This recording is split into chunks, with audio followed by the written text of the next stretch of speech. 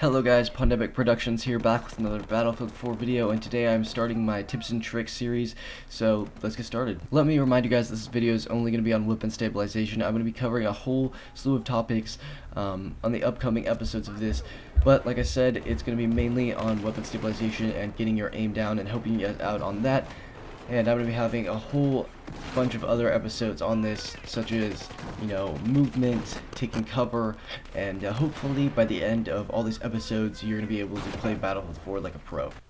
The test range is, in my personal opinion, the best place to train in Battlefield 4 to improve your skills, and I'm going to be using it in this tutorial, so I advise you all to follow along and open up test range and try the same things. The first thing I want to talk about is very important, but also pretty simple, so I thought it'd be something good to start you guys out with. Now, that is burst firing your gun. As you see, when it's in fully auto mode, it's going to go up in a either left or right pattern, depending on the gun, and if you burst fire, it's going to be a lot more centered, so when engaging medium to long range targets, always remember to burst fire. Also, I'm going to note that you guys can press down on the D-pad to change your gun's firing rate. I don't normally do this, but it's something to consider trying out. Once you guys get your burst firing down, it's time to learn how to compensate for your recoil. This is done by holding down on the right stick, or if you're on PC, on the mouse while you're firing. As you see, your recoil pattern is a much smaller batch, and this is very, very good for close range engagements. So now that you guys know how to burst fire and compensate for fully automatic recoil with ease, I'm going to be teaching you guys how to strafe. Now, the thing about strafing is that it's very easy to get down, but it's very hard to master. So I'm going to be giving a pretty in-depth thing on strafing in an upcoming tips and tricks video on movement. So don't forget to hit that subscribe button to keep up with my content, but without further ado, let me show you guys a demonstration on strafing.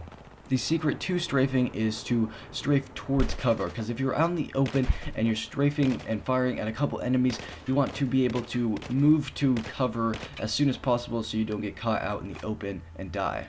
The last firing tip I have for you guys is to switch to your secondary weapon once your primary weapon is out of ammo, and your secondary weapon will be your best friend. Trust me, use this to your advantage, guys. It will help you tremendously. Hopefully some of you guys could follow along with that. But now that I got the basics down, I want to tell you guys a few other things to improve your accuracy. Now, if you play with your sensitivity high, then turn it down. Turn it way down. I play in sensitivity 15. Now, Battlefield goes up to 100, so as you can already tell, that's a very low number. I'm not saying you have to play that low, because I'm pretty sure that's a fairly low number. I think standard, it's about 20 when you do start the game without any changing. Default, it's 20 from what I believe. That's just on the top of my memory. But turn it down. Turn it probably to 10 and work your way up. If 10's too little, work your way up to 15. If 15's too little, work your way up to 20.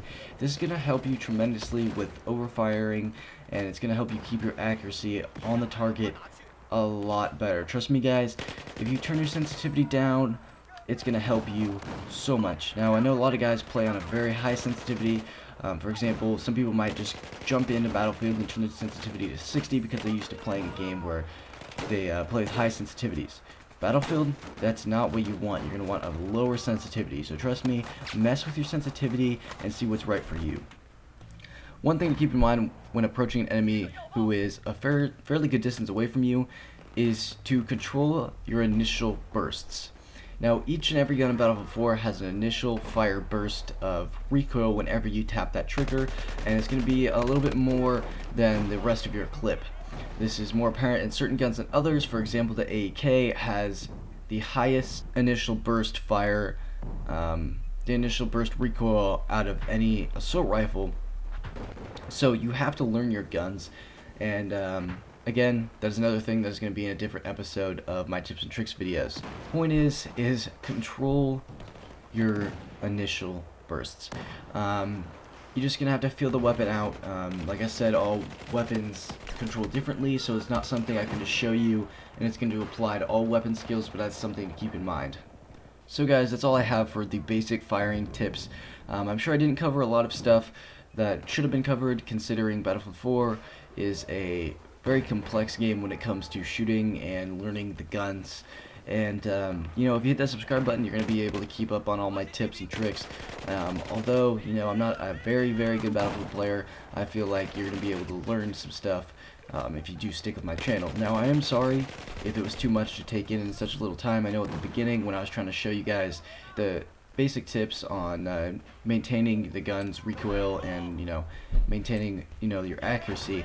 So, you know, you can always go and rewind and check that out again. You know, like I said, go to the test range and test your weapons out and make sure you can get all this stuff down, because once you do get this stuff down, it's going to be a lot easier to get those kills. You know, I have been playing Battlefield for, you know, years now, but I mean, you think about it, if you put enough time into it, you're definitely going to be able to pick off a lot of people, a lot more people, now that you know some of this stuff. And hopefully some of this stuff was new to you, because you know, I found this stuff out myself. I mean, it's not like very complex stuff or something you can't find out on your own, but some people might not know how to control a weapon in Battlefield, or just need a little help. So I hope you did enjoy this video. If you did enjoy it, please give it a like. It always helps. And I'm sorry it was all over the place, and you know, I don't know if it was a great video, but I do hope you did enjoy it. And if you did, please hit that subscribe button if you'd like to keep up on my content. And thank you so much for watching. Peace.